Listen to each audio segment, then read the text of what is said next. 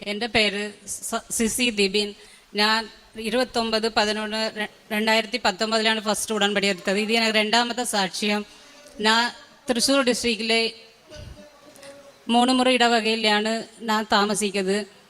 എനിക്ക് എൻ്റെ കണവരുടെ സിസ്റ്റർക്ക് യൂട്രസിൽ പീരിയഡ് സമയം ഭയങ്കര ബ്ലീഡിങ്ങും വയറുവേദനയായിരുന്നു ഇരുന്നത്. അപ്പോൾ ഞങ്ങൾ ഉടമ്പടിയിൽ വെച്ച് ഞങ്ങൾ പ്രാർത്ഥിച്ചു. ഒരു പ്രാവശ്യം അച്ഛനെ ഞങ്ങൾ കാണാൻ ഭാഗ്യം കിട്ടി. ഞങ്ങൾ അച്ഛനെ കണ്ടപ്പോൾ ഞങ്ങൾ ഇങ്ങനെ പറഞ്ഞപ്പോൾ അച്ഛൻ പറഞ്ഞു ഈ തൈലം പുരട്ടി പ്രാർത്ഥിക്കാൻ പറഞ്ഞു. പക്ഷേ അവർ വസിക്കുന്നത് കാസർഗോഡിലാണ്. അപ്പോൾ എങ്ങൾക്ക് പോക മുടിയാതനാല ഞങ്ങൾ ഉടമ്പടി ഉപ്പും തേനും കാശുരൂപമും കൊന്തയും ഇതെല്ലാം ഞങ്ങൾ കൊറിയറിൽ അയച്ചു കൊടുത്തു. ഇവിടുത്തെ വിശുദ്ധ തൈലം എൻ്റെ വയറിലെ കുറിച്ച് പ്രാർത്ഥിച്ചു. അവൾക്ക് ഇപ്പോൾ യൂട്രസ് എടുക്കണ്ട, നല്ല സുഖമായിട്ട് ജീവിക്കുന്നുണ്ട്. രണ്ടാമത്തെ സാക്ഷി എൻ്റെ ഭർത്താവ്. ആൾക്ക് വിദേശത്ത് പോകാൻ ഒരുപാട് ആഗ്രഹിച്ചു, പക്ഷേ അത് നടന്നില്ല. ആൾക്ക് അതിനാല ടെൻഷൻ കയറി BP കൂടി. ഒരു പ്രാവശ്യം ഞങ്ങൾ ഏതായി ടെൻഷനാകുമ്പോൾ ഞാനും എൻ്റെ പിള്ളേരും കൊന്ത ചൊല്ലി പ്രാർത്ഥിക്കും.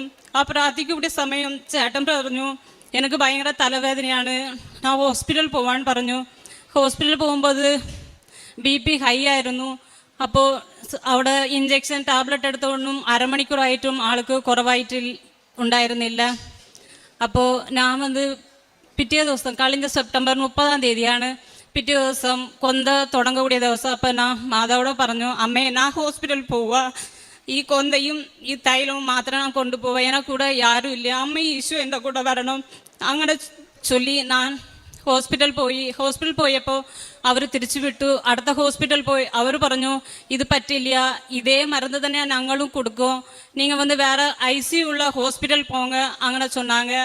അപ്പോൾ ഞാൻ വേറൊരു സിസ്റ്റർ എന്നോട് പറഞ്ഞു, മോളെ നീ ഇത്ര BP ഹൈயாக இருக்கனால നീ വീട്ടിൽ കൊണ്ടുപോകണ്ട, നീ ഹോസ്പിറ്റൽ കൊണ്ടുപോ അങ്ങനെ சொன்னாங்க. അപ്പോൾ ഞങ്ങൾ ചാലക്കുടിലെ താലൂക്ക് ഹോസ്പിറ്റലിൽ പോന്നു.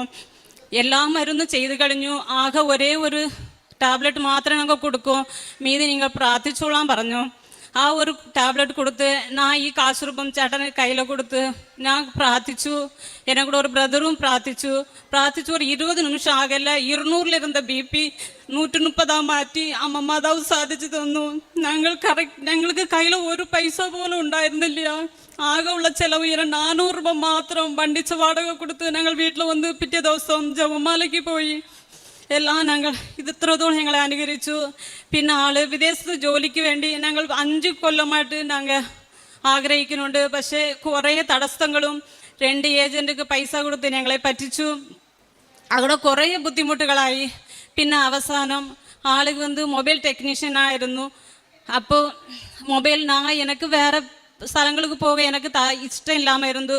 ആളുടെ എவ்வளவோ ചൊല്ലി ആൾക്ക് യൂറോപ്യൻ കൺട്രി തന്നെ പോയി അങ്ങനെ ചൊല്ലി ഞങ്ങൾ ഒരു ഏജൻറ്റ് ചാലക്കുടിയിൽ പൈസ കൊടുത്ത് എല്ലാം ശരിയായി. ഒരുപാട് പ്രാർത്ഥിച്ചു. അമ്മ ഇന്ന് 3 മാസത്തുക്കുള്ള എന്ത് നടന്നാലും അമ്മ ഞങ്ങൾക്ക് സാധിച്ചു തരണം, വേറെ ഒരു വഴിയും ഇല്ല. ഞങ്ങൾ പ്രാർത്ഥിച്ച് ഇരുന്നപ്പോൾ അമ്മ ഞങ്ങൾക്ക് VFSക്ക് പോകൂടിയ സമയം ജൂലൈ 30 ആയിരുന്നു. അന്ന് ചെവ്വാഴ്ചയായിരുന്നു. ഞങ്ങൾ ഒരുപാട് പ്രാർത്ഥിച്ച് ഇവിടുത്തെ ഉപ്പും കൊന്തയും കാശുരൂപവും ചേട്ടൻ്റെ കൊടുത്തുവിട്ട് ഇനി ഒരു VFSക്ക് ഞാൻ വരാമാട്ടെ, ഇത് ലാസ്റ്റ് VFS ആയിരിക്കണം ചൊല്ലി ഞങ്ങൾ പ്രാർത്ഥിച്ചു. അന്ന് ഞങ്ങൾ കുർബാനയ്ക്ക് ഞാൻ പോയപ്പോൾ അൽത്താരയിൽ മുറിച്ച് അപ്പ എന്നെ കിട്ടി. അപ്പം പറഞ്ഞു അമ്മ എന്നെ അനുഗ്രഹിച്ച് ഞാൻ മനഃപൂർവ്വം വിശ്വസിച്ചു. അതേപോലെ VFSക്ക് പോകുന്ന മുൻപ് ഞാൻ സ്വപ്നത്തിൽ കണ്ടു അമ്മ എനിക്ക് പാസ്പോർട്ടിൽ വിസ സ്റ്റാമ്പ് ചെയ്ത് വന്നതുപോലെ കാണിച്ചു തന്നു. ഞാൻ പറഞ്ഞു അമ്മേ ഞാൻ യാരടുത്തും சொல்ல மாட்டேன், எனக்கு விசா அடிச்சு வந்த பிறகு தான் நான் சொல்லுவேன் அப்படின்னு சொல்லி நான் சொல்லி பிரார்த்தனை சொல்லினேன். அதுக்கு பிறகு எனக்கு பிறந்த நாள் ஆகஸ்ட் 8 ஆയിരുന്നു. நான் அம்மா எல்லாருக்கும் பிறந்த நாளுக்கு அம்மா சம்மானம் கொடுக்கல, எனக்கும் அதே போல் சம்மானம் தாங்கன்னு நான் சொல்லி கேட்டேன். அதே போல் எனக்கு கணவர் எனக்கு என்ன விஷ் ചെയ്തിട്ടില്ല. எனக்கு அனுப்பி தந்த ഈ പാസ്പോർട്ട് കാപ്പിയാണ് എനിക്ക് അനുപ്പി തന്നത്. അമ്മ മാതാവുക്ക് ഒരുപാട് നന്ദി. അതേപോലെ 2 ദിവസത്തുള്ളിൽ തന്നെ ടിക്കറ്റും കിട്ടി.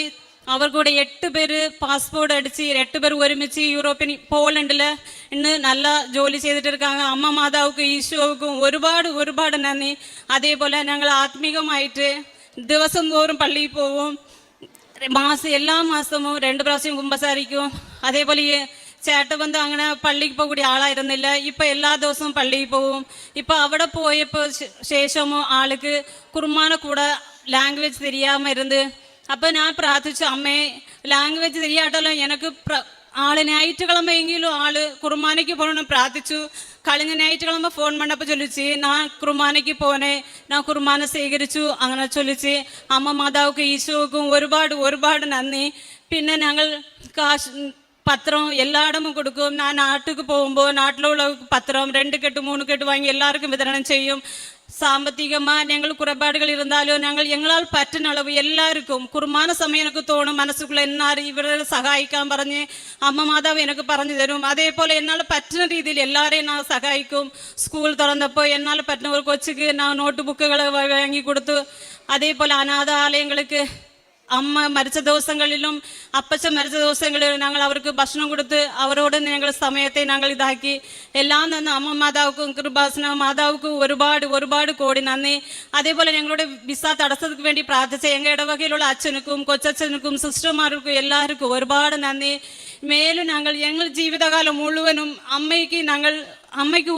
അമ്മയോട് നിന്ന് ജീവിക്കാനും ഉടൻപടിയിൽ തന്നെ വാഴാൻ ഞങ്ങളെ അനുഗ്രഹിക്കണമെന്ന് അമ്മയോട് ഞങ്ങൾ പ്രാർത്ഥിക്കുന്നു. ഈശോക്കും അമ്മ മാതാവുക്കും ഒരുപാട് നന്ദി.